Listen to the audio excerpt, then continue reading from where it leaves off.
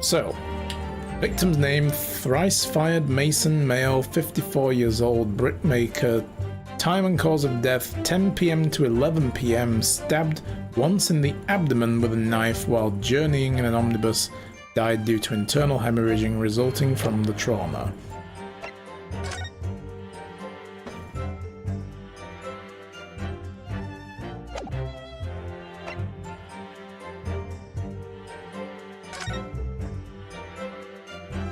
Let's have a look at these gloves. So we got blood there. Oh, wrong button. This is definitely blood, isn't it? Not the most pleasant sight to be confronted with on our first day in London. Well, nothing will come of grumbling now. No. By the way, is Mr. McGilded right-handed? Yes, I believe so. He was toying with a coin in his right hand a little earlier. Ah, pity. If only he'd been left-handed. I think blood on either glove would still be fairly incriminating, really. Yeah, it's not a good look. You know? Not a good look at all. Anything in here? No. But the other glove looks weird. But it's just that.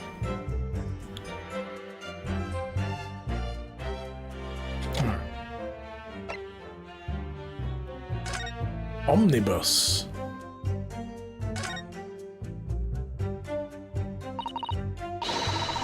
Well, let's open the door and go inside, shall we? Ugh, the scene of a murder. It's horrible.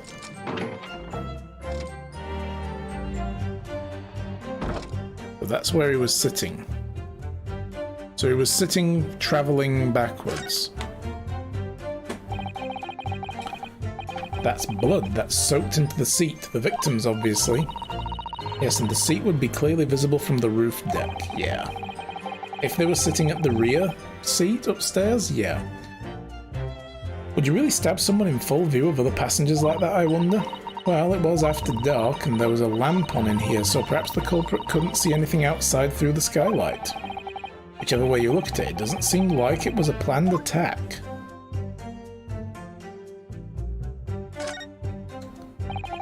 The seat has a handle, it seems. Trunk under here. It looks like all sorts of equipment that might be needed to keep the omnibus running. Feeding tubs, tools to repair the wheels, blankets, horseshoeing tools. So it's a storage compartment for the coachman to keep his things, it seems. There doesn't seem to be any space for passengers to stow their luggage, that's for sure. Gotta head off now, folks. Have fun. No problem, Rocker Freak. Take care, dude. Have a good day. Well, I don't imagine it would be very convenient for that purpose anyway. Yeah, so that's... They're all different. They're all the same, sorry.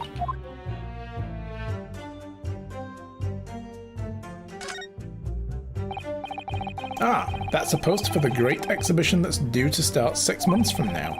There's a lot of focus being drawn to the Crystal Tower, the centerpiece of the whole exposition. Okay, so not the Eiffel Tower, the not Eiffel Tower. Ooh, the Crystal Tower. It's under construction already, I believe. People all over London must be fizzing with excitement at the prospect of such a grand event. Well, as long as it doesn't turn out to be like the Shard, you know, after they made that, and then at a certain time of day during the summer, the light from the sun was refracting off of the reflective paneling at the top at such an angle and intensity that it focused all its thing on one street like a magnifying glass and started scorching cars that were parked on the side of the road. Bits of plastic were melting off of the cars and all sorts, and paint was blistering. Yeah, it was really silly. Yeah, it really literally, they started happening about 3 or 4 weeks after the building officially opened, when they finished constructing the top part. And then cars that were parked in the street, owners were coming back to find that they were blistered a little bit. Like the plastic on, say, the door mirrors or something had started to look like it had melted a little bit. So they had to shut the place down and then go and do something like treat the surfaces of the glass to make it less reflective or filter it or something like that. Anyway. Oh, was that the one of the curved buildings that acted like a focusing lens as a concave curvatures, right? No, the shard is the one that's like very angular.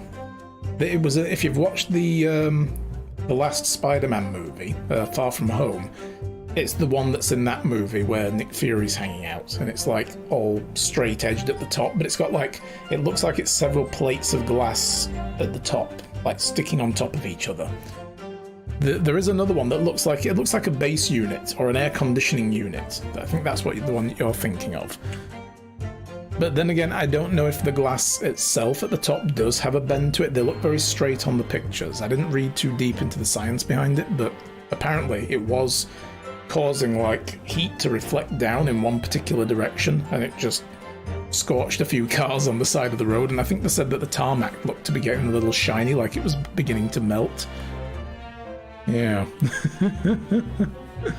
So yeah, it was really funny.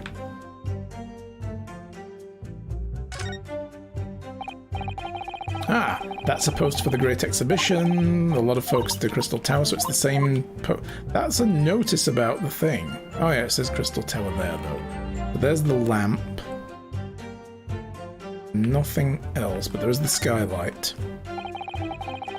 Now, there's been a couple of buildings around the world that have a concave curve that catches the sun and focuses it at times of day. Probably, yeah, because lately there's been a trend in building designs where they're trying to make them more rounded and weird looking as opposed to being very straight. Used some of those super reflective energy efficient windows. Yeah, I think that's what they were using on the shard. Similar kind of windows. And then they had to do something to have it filter out a lot more of the infrared or something before it reflected it off. It's quite a large skylight, isn't it? Or maybe they adjusted the panels so they don't reflect the same, like they offset them all. I don't remember what they did now, but they did something to the top part of the tower that was catching all the sunlight. It was really silly. Yes, quite large enough to afford a good view into the cabin from the roof deck. There doesn't appear to be a handle or a catch of any description, so I suppose it can't be opened from inside the cabin at least. But what about outside? Have you seen enough? Let's step outside then. Let's inspect the outside of the carriage. What have we got? The horses would be hitched up here, I guess. This is the top deck, so that's the driver's seat. But this is the roof deck of the omnibus. You must have a wonderful view of London streets from up here. So people sit all the way up here on a bitter winter nights and the cold air rushing past them? They have to pay money to do so? I can't imagine how cold it must feel. That just made me think of something horrible. Can you imagine being dragged around the city in the freezing cold as a punishment? Perhaps that is the real price you pay for staying out late. Mm-hmm.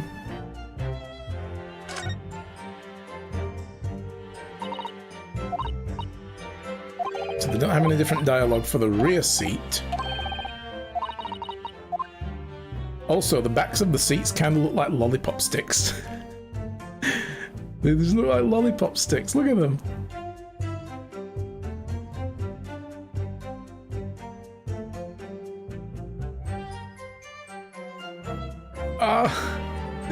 Phoenix Wright Omnibus. Oh my god. Nice. This is carriage number 418 as well. There is, however, a latch there, look. You can certainly see inside the carriage through the opening, that's for sure. And here's a lamp in the enclosed cabin, so I'm sure the witnesses would have been able to see quite clearly if they were sat at the back. That's not good for us. But there's a catch, look. I can't actually, can I actually zoom on that? Damn. Maybe it's one of those things that we have to progress if it becomes relevant, and then we're like, let's go back and take another look, and then we actually get to see it. Alright, well, that's everything. Okay, so, back. So let's press this guy. So it was the last bus of the evening, had few customers. Yeah, Phoenix Wright Omnibus, that's pretty good. Yes, I think it was sometime after 10, wasn't it? Yes, sir, that's right, sir. Yes, sir, ever so cold, it was freezing, in fact. Yeah, so why were these guys actually on the top? I love that we can move between witnesses as well. And, like, watch their,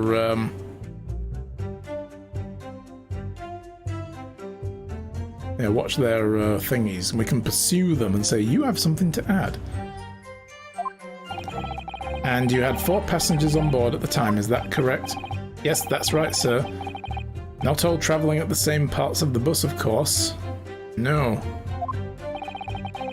There were no other passengers when the incident took place. No one alighted, for example. Quite right with that, sir. No passengers like that. No, none. He's very insistent. I don't see any story about the shard melting cars, but there's one called the walkie-talkie that apparently did. Oh. Interesting.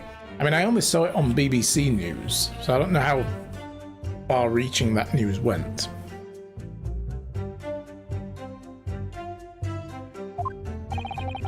Nobody fled the scene of the crime then. I have to say, the boss insists on it running, he does, every evening, that last bus of the day. But I do wonder sometimes if it's altogether worthwhile, yes, sorry to say. So, what do you mean by that? Well, what with it being so cold and everything, and only making 20 pence on the run, you see. Keep looking at these guys just to see if they do anything. Yes, I spent that much on the pub on the way home, just trying to warm up a game. Looking at the shard, I don't see how it could reflect light in a way to focus it. Its design isn't conducive to it at all. I wonder if I am remembering it wrong then. I thought it was the shard. You know, I might just be remembering the wrong building. It might be the walkie-talkie building, but I thought it was the shard. And I don't think it's that it reflected it. It might be because the light was passing through the tip. You know, like the sun aligning with one of the streets as it came through the tip of the top of the building. I don't remember now. I'll have to have a look after the stream as well. But it was a thing that happened, nonetheless, in London. I'm sure it was the shard that did it, because it was just after it opened. But the victim and the man accused of killing him were sat next to each other on the bus. Now that I do know is potential bullshit. Like an aperture focus? Yeah, I think it's more like that. Rather than, I mean, I said reflected, but it might have been that. Let's press this. You saw them through the skylight in the roof of the carriage. That's right, when you sit up on the top deck, the window's right there at your feet. There was a lamp on the inside, I had a pretty good view.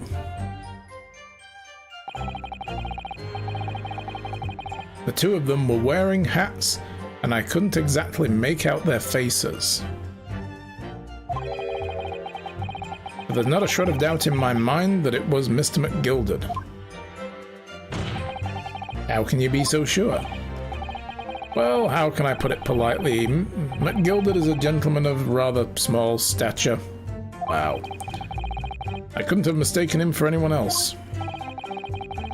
Let's not forget that when the vehicle came to a halt, the only people inside the enclosed cabin were the deceased Mr. Mason and Mr. McGilded. There is no room for doubt here. I really wish that there was... Then out of the blue, the accused reached over and plunged a knife into his guts. Hold it! You actually saw the exact moment it happened. Didn't I already testify to that? Oh, okay, you can put the cane down, sir. Are fair, dinkum, hard-working city bankers not considered trustworthy these days? Oh, no. I didn't mean that. This is no good. I've really got his back up. Perhaps you could tell us what you saw in a little more detail. My lord, Juror number 3. What's the meaning of this? My mind is made up, my lord. Completely and utterly made up. Made up about what? I don't like the stinking rich. Never have. They're always up to something or other that they shouldn't be. Every one of them. And that little leprechaun of a man is no exception. Well, he can't fool me. Wow, okay. So that's how they decide if it's... Oh, wow. Looking at an image that appears to have been taken at the opening of the shard where it's reflecting what looks like laser beams between it and various nearby buildings and stuff, but that's all at night, so they're just shooting lasers out of the building. That was probably, yeah, just like the opening ceremony or something. There's no point wasting time listening to any more of this. That's my opinion on the matter anyway.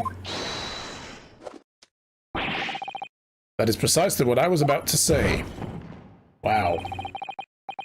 As the foreman of the jury, it's my duty to set a good example to my fellow jurors. Wow.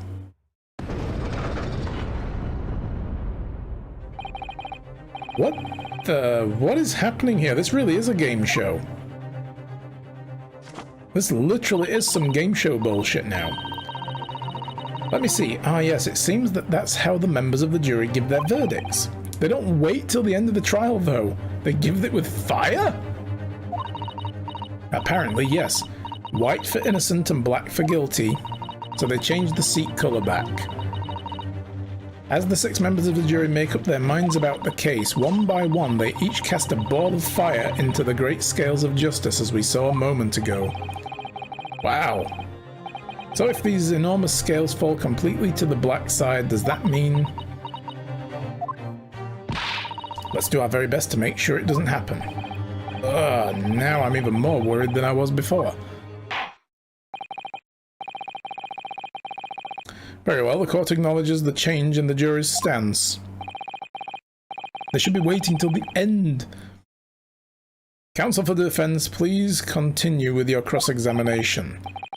This is a nightmare. He stabbed him. I screamed I did, couldn't help it. Hold it! He stabbed him, you say, and you were sitting up on the roof deck, were you? Yes, that's right, sir. I was up on the roof seats. I remember seeing the little gent sitting next to the fellow that was stabbed. So 2 people saying they sat next to them. I'd been thinking about a new hat design, you see, so I was just gazing absent-mindedly around.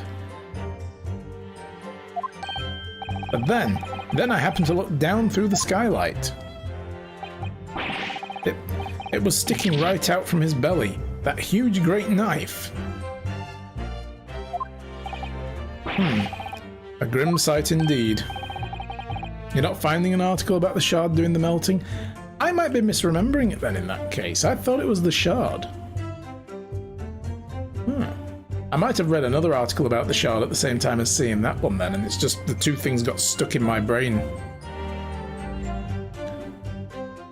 Well, that doesn't help me at all. Oh god, she's... The jury look like they're even more convinced my client did it than they were before. Now they look like they're just having a bloody picnic. That appears to have made everyone even more dubious that Mr. McGilded is telling the truth. The walkie-talkie building did apparently melt a jag, though. So it might be that one I'm remembering, then. If only we had some evidence to counter their suspicions.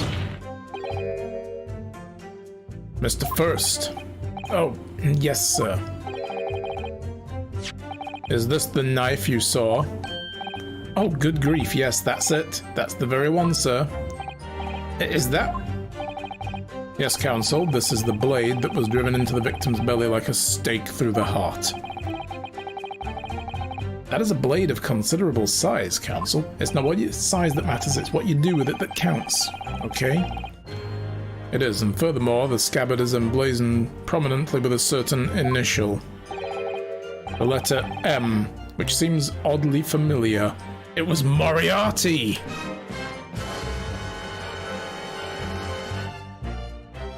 maybe.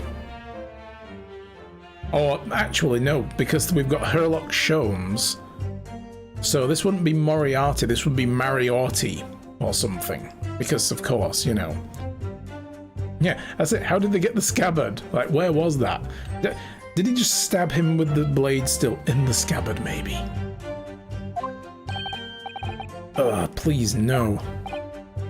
M for Magnus, perhaps, or McGilded, possibly. Take your pick. It seems this particular big name in London made a magnificent mistake. But there are M's everywhere. Like, yes, like Mason. Objection!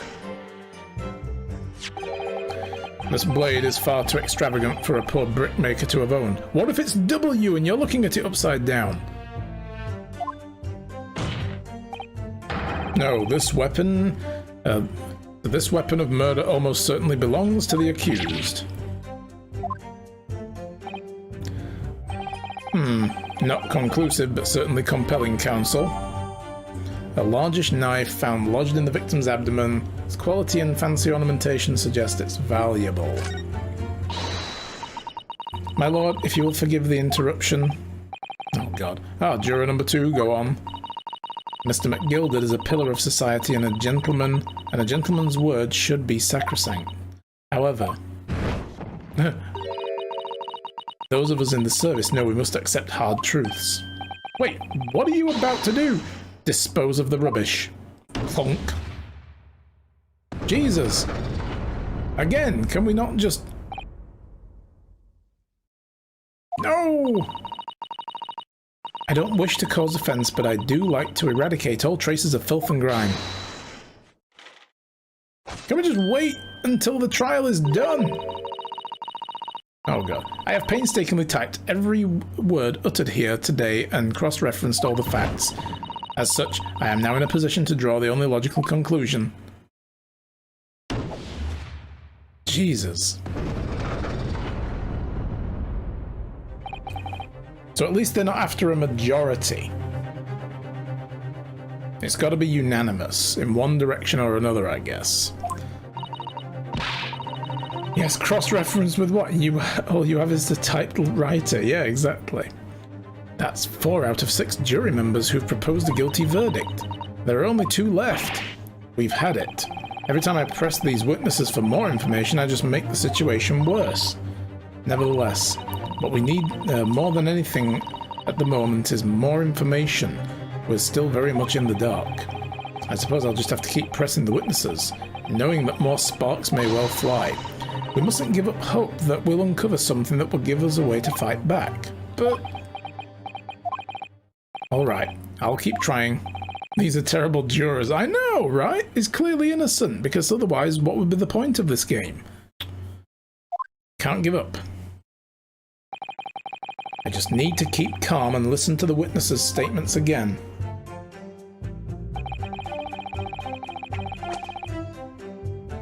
And then as soon as he saw that, let's have a look at this dagger now.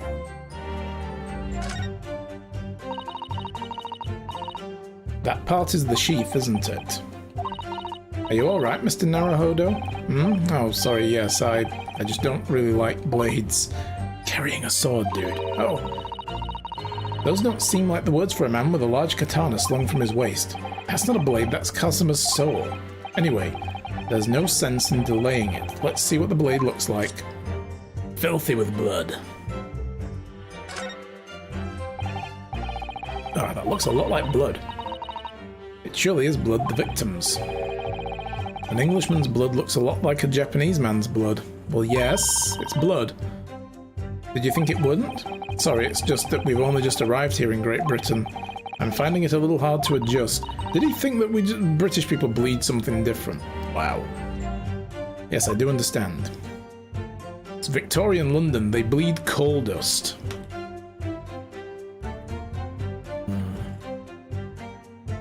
Oh, so there's the M. But again, it could still be a W.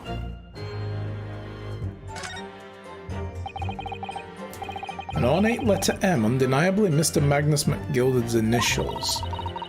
And it's beautifully gilded too. It must be very valuable, I should think. Ah! What is it? Look at this M. If you turn it upside down, it becomes a W. This could change everything. A W? Yes, this is one of those, you know, turnabout cases. I'm sure of it. I'm afraid I don't know at all, but what I am sure of is that this is an M. Oh, well, the idea was quickly quashed. No, she could be right, though. Why wouldn't it be a W? Come on. I mean, look at that. It's an M. And then suddenly, it is W. Thought you bled tea, but I'm also working with an American education. Possibly. You could bleed tea too. It depends whether you're upper, lower, or middle class. So, yeah. Is there anything else about this blade? Nothing on there. Nothing on there. Alright. Let me just have a look at what this guy said here, though. No, hang on. Go back. Out of the blue, the accused reached over, plunged a knife into his guts. The victim and the man accused of killing him was sat next to each other inside the bus. Last bus of the evening. Looked like it had another focus point near the tip of the blade. That was the one we just looked at, the blood.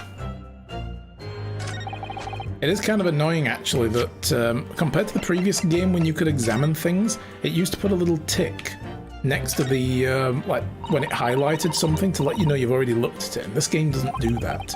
Well, let's double check anyway. So we have them flip it over, take it out. Yoink. So yeah, that there. That's still going to be the blood. Yeah, looks a lot like blood. It is blood.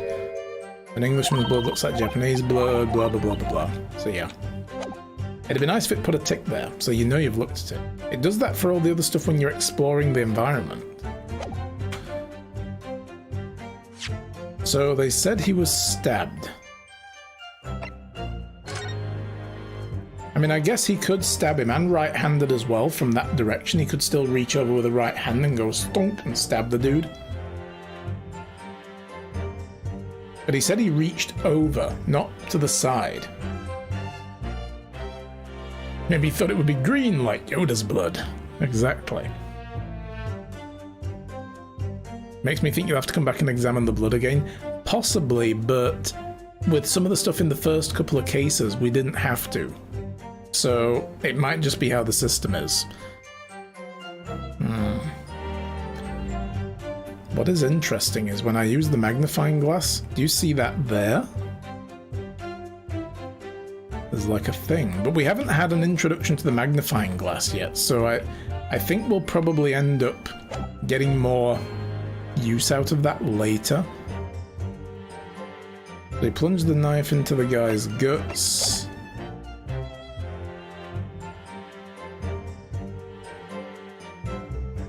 It wouldn't let you examine the MW again, wouldn't it? It looked like it did to me. Yeah, look, it's still flashing, so we can still examine it. Ornate letter M, beautifully gilded. What is it? Look at this. With the M, turn it upside down becomes a W. So yeah, you can still do stuff.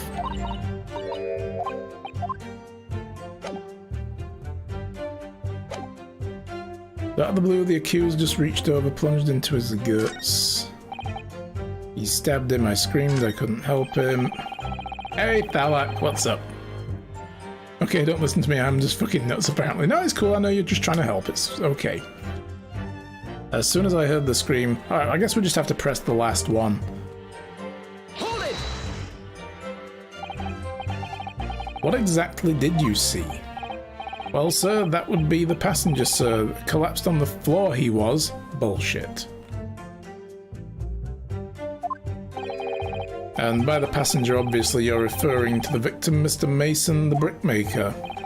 And the other passenger had that knife in his hand. Oh, right, here we go. Yeah, he's making this shit up. Guess the knife was still embedded in him. By the other passenger, obviously you're referring to the accused, Mr. Magnus McGilded. And then he plunged it down like this, stabbing the other passenger in the belly. What? So, he heard a scream after, it says, no, these guys say, right, we saw him stab the guy. And he's like, yeah. And then he's like, I heard that scream, then I stopped the carriage and got out and looked in, and then I saw him stab him. So he's trying to say that he stabbed twice. You have definitely lost it, Yarn Chicken. Oh no! Going to have to undo all the legs and make them slightly shorter to free up the yarn. Ah, no. Oh, that's too bad. Oh. This guy has something he wants to speak about. Juror number 5. I take it, do I take it that you too? Oh, this guy's the master of the London Guild of Coachmen. The idea of a murder being committed in one of the city's carriages is utterly abhorrent to me. Can you say biased? Nuggy! Hello! How's it going, Nuggy? Good to see you.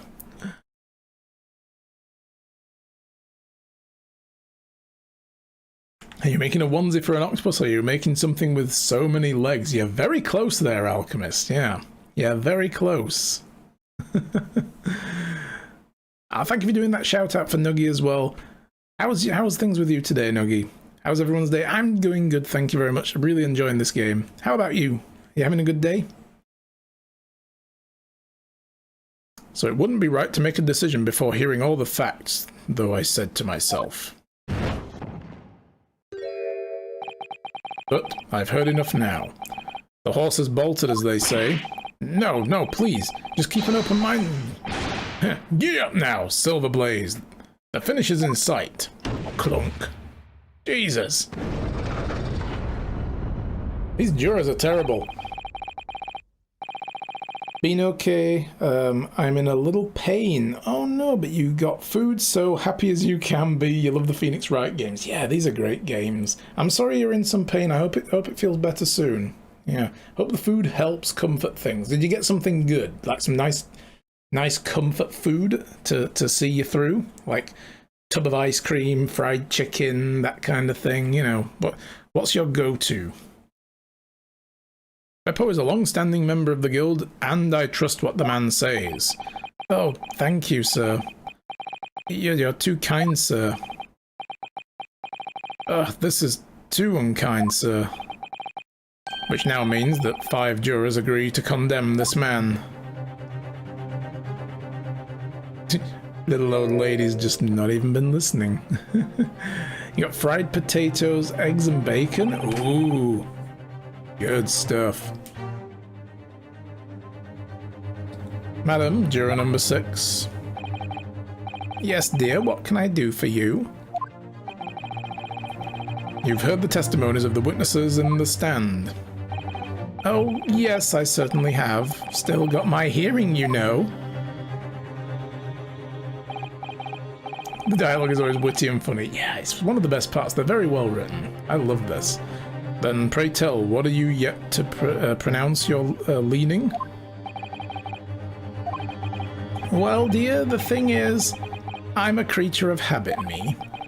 I always go to the park around this time of day and sit on a nice bench and get on with my knitting. He's like, what? There's a lovely little park just near where I live. McGilded Park, it's called. Oh, here we go. She's like, that nice Mr. McGilded gave me a park. He couldn't possibly be a bad man. The gentleman donated it to the city, you know, to put a smile on Londoners' faces, he said. I can't imagine such a fine young gentleman would have it in him to take another man's life. He's always doing wonderful things for the city.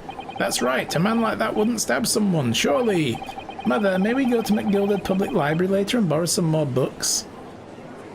Something wrong with that child. Hey Sam, how's it going? Who chose these jurors? I know, right? Just grab random people off the street. Jeez. How many Londoners live with their heads in the clouds? Do you people not know? What kind of man Magnus McGilded really is? What kind of man is he? A philanthropist, Magnus McGilded. Has enough wealth to purchase the entire city he claims to value so highly. But where did all that wealth come from? Your client is a Shylock, sir. And one with the very darkest of souls. In the prosecution, yeah, he probably did. He was like, yep, just this person, this person, this person. Sam, with a gift sub to Alchemist. Gifted a tier 1 sub to Alchemist 1170. Alchemist 1170 gets a gift sub. Thank you, Sam. Dude, that's awesome of you. Much appreciated. These jurors should have at least had background checks done on them.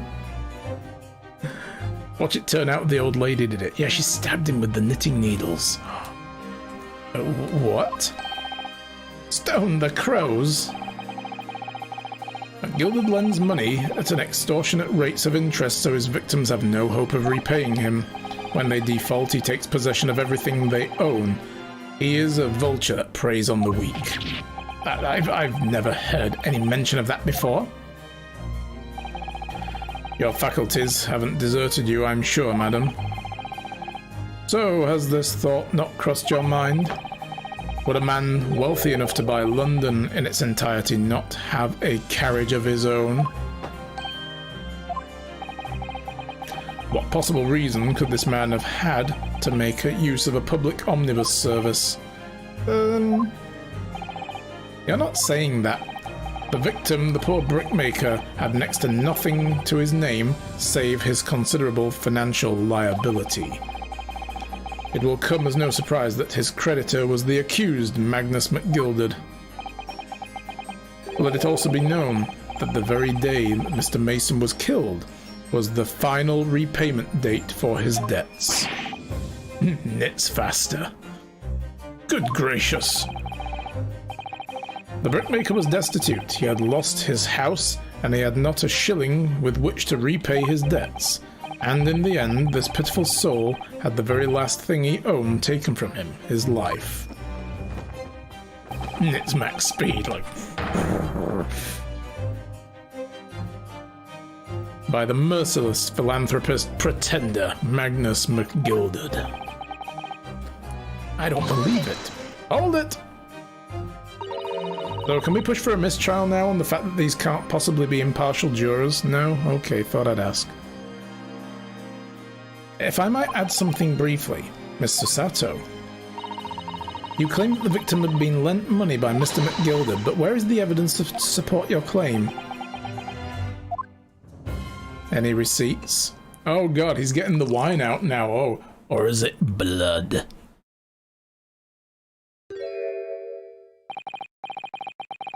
Pray forgive the discourtesy of filling my hallowed chalice in a court of law.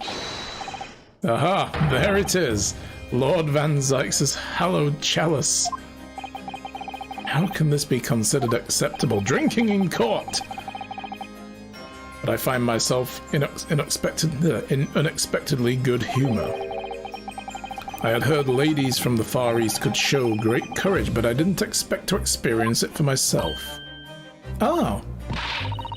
As a judicial assistant to the defense, I am simply doing my job. What a pity that your display of courage is in vain. This is the debtor's ledger, which details all monies loaned by the accused. You will find the victim's name clearly recorded inside. Oh. You had to ask, Susato. Jesus. Susato Bota, channel a spirit. Yes. Let's channel one of the Fae spirits. See if we can get someone in here to help us. That always worked for Phoenix.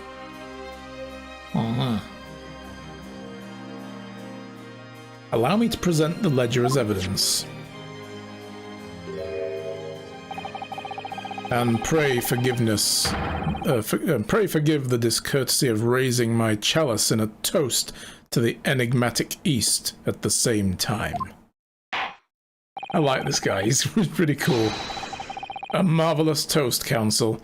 I will gladly accept this new evidence. The debtor's ledger has been entered into the court record, a catalogue of people who had borrowed money from the defendant at a high rate of interest. It includes the victim, who owed 20 guineas. Ah yes, 20 guineas. The victim owed a considerable sum, and the accused made quite certain that he had ample recompense.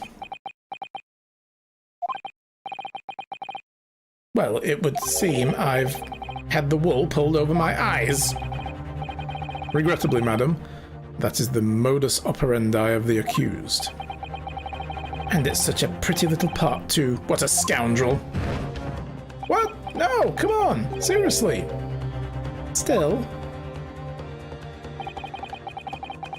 maybe it's all for the best. Wait a minute. Let's think about this a little more. I don't stand for nonsense. We are not amused. What? So do we lose already?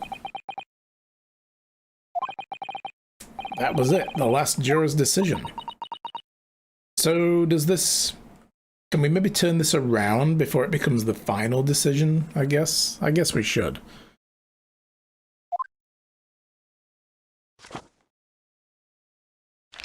So Sato, please help me with your fancy notebook. Ah! According to this Encyclopedia of British Law, when all members of the jury have concluded that the defendant is guilty, court proceedings are suspended and the presiding judge will deliver the final verdict and sentence. That's what it says here. The final verdict? It's over then? Oh. There is a footnote, though. A footnote. However, the defense... Hurry up, hurry up, hurry up. All 6 members of the jury are now in agreement in this case.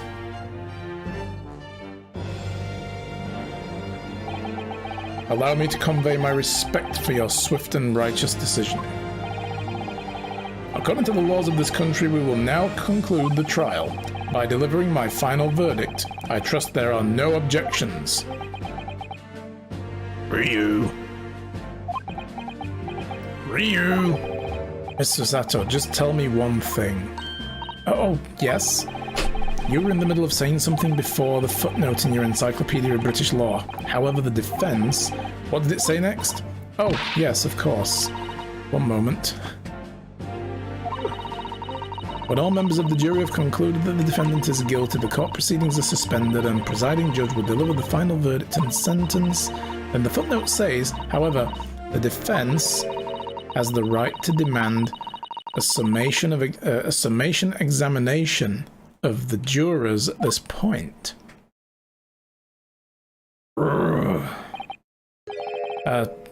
Summation examination? A summation examination. From which century has a tome that... from which century has that tome that you have there been resurrected? Get rid of all the jurors, yes. I'd like to pick a new jury, please. These guys are stupid for not waiting till the end of the trial to deliver a sentence. Judging from the binding, I would say the book is at least 50 years old. Any modern text on British law wouldn't even give such an antiquated procedure a mention. It's a relic, long forgotten and certainly no longer practiced. So you're out of luck. Oh. Or is it going to be one of those things where it's like, actually, it never got officially written out of law and you can have one. We just don't really do it anymore? What even is it, Mr. Sato? This so-called summation examination. Oh, one moment and I'll read about it. Maybe just leave that page open for now until we're done, please. Shut it, Van Zykes! Or I'll spike your wine with garlic powder. You would demand the right to a procedure before you even understand what it entails. Typical Nipponese. Alright, Mr. Naruhodo, I think I understand. It seems that under this procedure, we would be able to appeal to the members of the jury. To do what exactly? Appeal to them to change their leanings and reverse their decision. And it says here that If successful, the proceedings of the trial must be resumed. Make them reverse decisions. We only need to get one juror to reverse their decision. I said, bye, Granny, get out of here. Yes, in times gone by, barristers would use a summation examination to attempt to influence the jury's decision. But that procedure became something of a formality with no practical benefit, really, so it rather fell out of use. I wonder why. Because it was devoid of purpose. Changing just one member of a jury's mind would be hard enough, let alone several. No self-respecting defense barrister would even assert his right to try in this day and age. Why does she keep putting the book away? Right? It's like, just leave it open at the we clearly need to know more. You know? Yes, you call it evil, I call it effective. Exactly. Still, I don't see any mention of the procedure actually being formally revoked. What are you suggesting?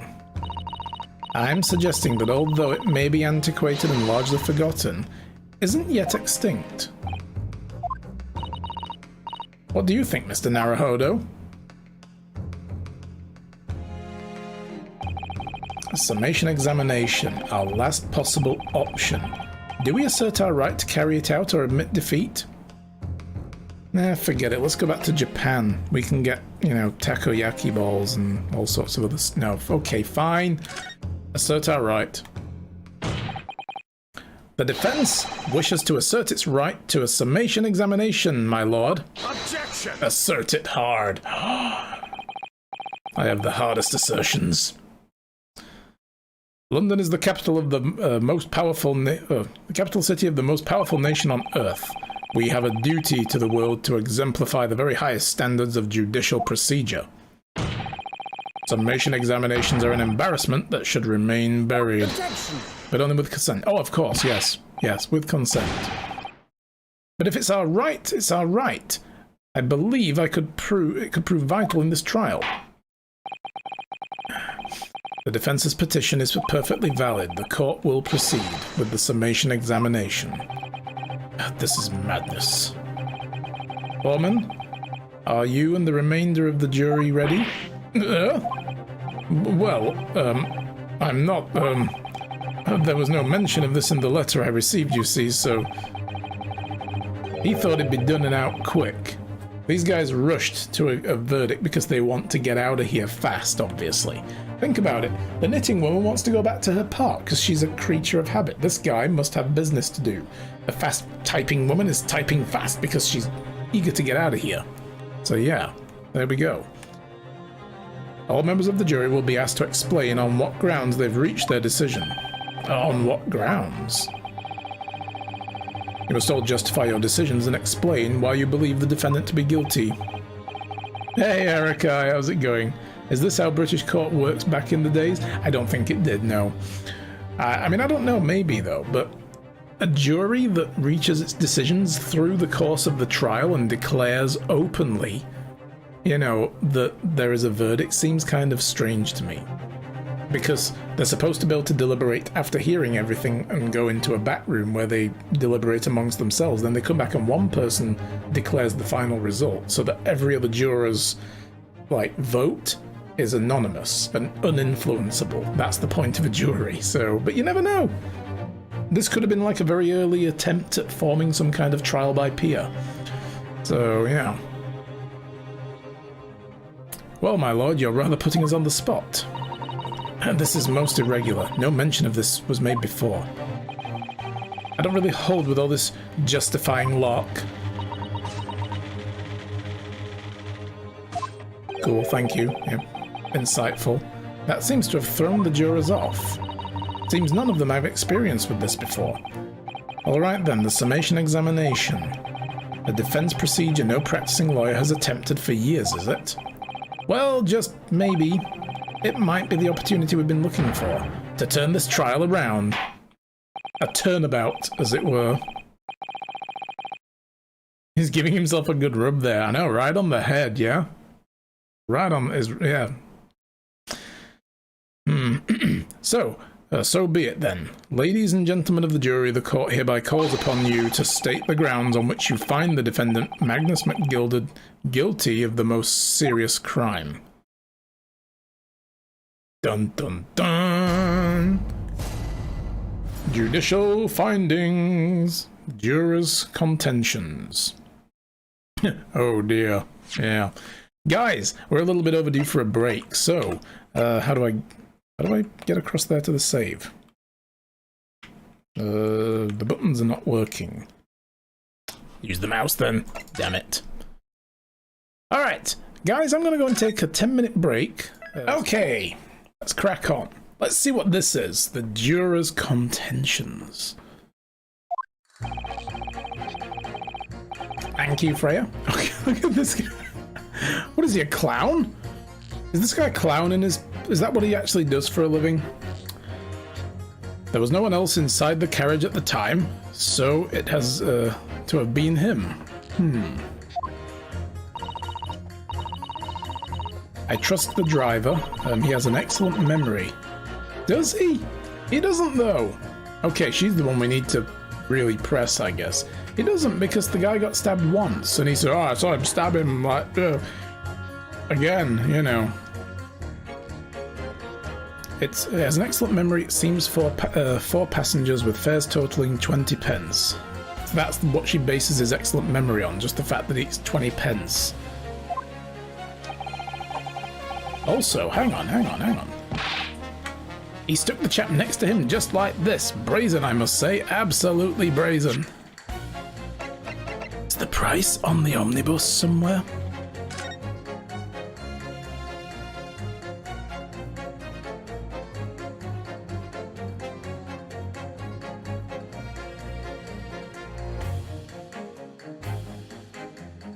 Does it have like a list of fares or something?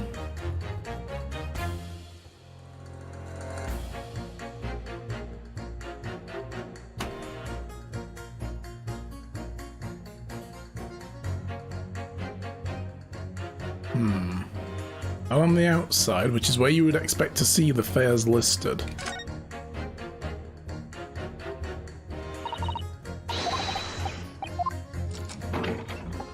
Go inside and have another look. Also, did this not have a trunk? It doesn't. We know those notices are just about the fare. Nah. Man, that would have been a good thing to catch him out on, you know? Like... It was like 20 pence, you know, 4 people, 20 pence. It was like, but what if it's not 5 pence a fare? What if it was 10 pence a fare?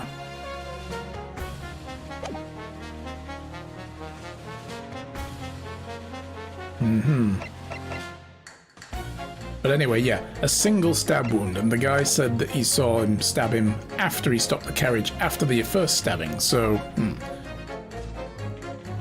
Is it perhaps how the jurors described the stabbing? Yeah, I think it's going to be a mix of that and the actual witnesses. I don't know how this system works. This is the first time we've seen it. Let's see where this goes. I have simply typed and collated the statements made thus far and drawn the logical conclusion. You can trust the guild. Fair fares is our motto. We haven't raised prices above 4 pence for years. So how could it be 20 pence if it was 4 pence per fare? 5 passengers. Oh. There you go. So yeah, I think we may have to play one off the other. Oh damn, she's stabbing the knitting needles around now. This scoundrel stabbing that poor man on the floor. It beggars belief. But he was stabbed sitting down. So, yeah, and once. Did I just air fondle? No, I was doing 5 digits, 5 people. Although I admit it looks a little suspect now I'm looking at it in the camera. Question is, what am I fondling? My own chin, maybe? Push my glasses up. Zip. That looked like a fondle. Yeah, I mean, it does a bit, doesn't it? It's a bit. Well, I'll try not to do that in future. Sorry. Starting to wish I hadn't pushed for this now. Some of the jurors don't seem to have wonderfully formed arguments, though, do they? Well, let's see what we can do. We need to get the 6 people to change their minds. I'll have to throw everything I can at them and use some very persuasive language. Shy, Matt's fondling the air again. No, it's just, there's 5 people. That's all I was doing. 5 people. Just a moment, Mr. Naruhodo. Oh, here comes the book again. I'm telling you, just leave it on the table, Susato, please. According to my book, that's not quite how it works. Oh? I thought I was going to have to thaw their icy minds with some heartwarming rhetoric about the defendant. Unfortunately, once the jurors have decided the defendant is guilty, they're unlikely to heed anything the defense says. But then... they've reached their conclusions by their own reasoning, you see. Your pleas will sound like excuses. In fact, it could recoil on you. The more you try to persuade them, the more entrenched they become. Then what on earth am I supposed to do? Oh dear, I'm just citing what I've read about the British law, Mr. Naruhodo. Right, I'm sorry. Do you have any idea how to make this work, then? Well, from what I can understand, the key to this procedure is using the jurors' own words to make your arguments. What do you mean? Well, 6 members of the jury are randomly selected members of the public. They may appear to present a united front, but the truth is, they are complete strangers who happen to find themselves here in courtrooms together. And that's the way to break them down, you mean? Yes, exactly. We must listen very carefully to what each member of the jury says and see if we can identify contradictory statements. If we can, then we'll contrast the statements and pit the corresponding jurors against each other. That's what I thought it was going for, yeah. So we'll be pitting the maid against the guy who from the guild who's like, oh, we haven't raised our rates above 4 pence in ages, and she said, yeah, the guy has a great memory. 4 people, 20 pence. You know, so he knows what's up. It's like, yeah, well, obviously it doesn't. So it's a contradictions in what 2 or more jurors say that we're looking for. In a way, then, this is similar to a regular cross-examination. Oh, yes, I suppose you're right. Wait, what? I was AFK. Oh, nothing. I did... So... you know, we have to look at these different jurors, and the maid is like, oh, I trust the driver. He's got a great memory. He said he had 4 fares and he made 20 pence that day. And it's like, okay. And I was thinking, what if there was a 5th person and he's misremembering the prices or something like that? And then when we got across to the guild guy, he was like, yeah, you can trust, you know, our coachman implicitly. He says, we're very trustworthy. We haven't even raised our rates above 4 pence per fare in years. And I was like, oh, so there's 5 people, not 4. And apparently this is fondling the air. I don't get it. But there's 5 people. That's what I'm doing. Just... I'll stop doing that now. Sorry. Don't do it that way ever again. Yeah, well, I said I wouldn't, but then I had to demonstrate it, so... you know. Special circumstances. That's the last time I do it. Find contradictions in their statements, pit the jurors against one another to break them down. Alright. I might be able to pull this off. No, that's not right. Flump. I don't know. Can you show us again, Matt? No. I have to pull this off. The Freudian fondle. It was the Freudian air fondle, and it will not happen again. Can we start proceedings, counsel? I would ask that you take the stand for this. I'm expecting clear and concise rebuttal. Yes, my lord. Conveniently said over... oh, right. Conveniently skipped over the second thing. I didn't see that, sorry. I look like I'm tickling a nutsack. You mean like a bag of cashew nuts or something? Is that what you mean? You know, because we sometimes sell those in like sacks, like little nylon bags. 'Cause I agree if that's what you mean. The defense's rebuttal. Hey, a video game, guys. Look at this. There was no one else in the carriage at the time. It had to have been him. Alright, well, we can't pit him against anyone yet.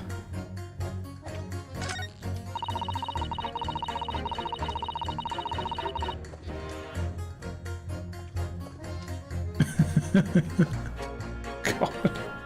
I can't win, can I? No, I just can't win. Cashew? What the hell was that? Cashew. Ah. Nuts. Ah. So we trust the driver, he has an excellent memory. Stuck it to the chat like this. Typed and collated the statements made so far and drawn a logical conclusion. She's probably going to be the last one we take down. Also, pit the guy with the knife fetish and the granny.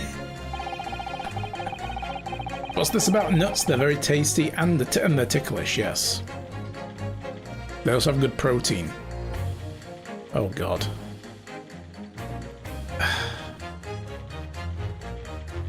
I'm just going to stick to playing this game if y'all don't mind. Right, so this is the guy we need to pit against the maid. But what did she say as well? The scoundrel stabbing a poor man on the floor, it's beggar's belief. Yeah, so they're obviously contradictory as well.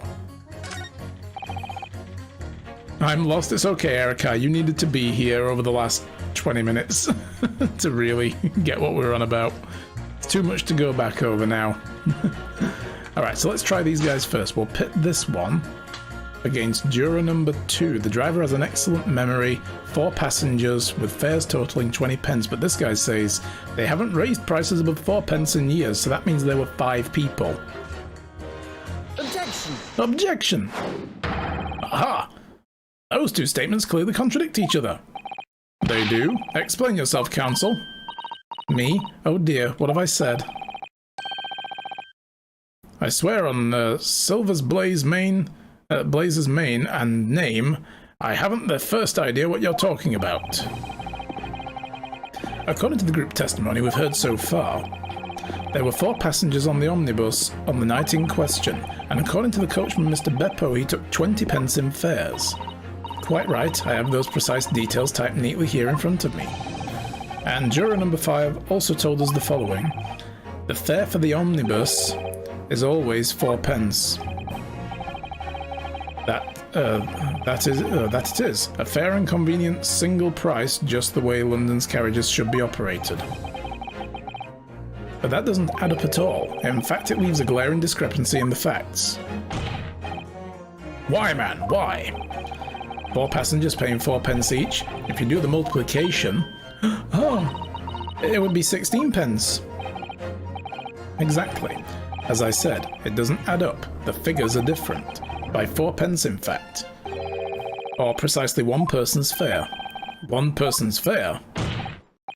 Yes, in other words, on the omnibus that night, it's distinctly possible there was another passenger we've heard nothing about. Good gracious! Or the coach driver's misremembering how much fare he took, which either one of them calls into question his credibility as a witness. This can't be right. The coachmen of the guild are good, honest men, one and all. Trustworthiness is our watchword. The figures your coachman claims most certainly do not add up. Your watchword, good sir, is a fallacy. Oh, I beg your pardon.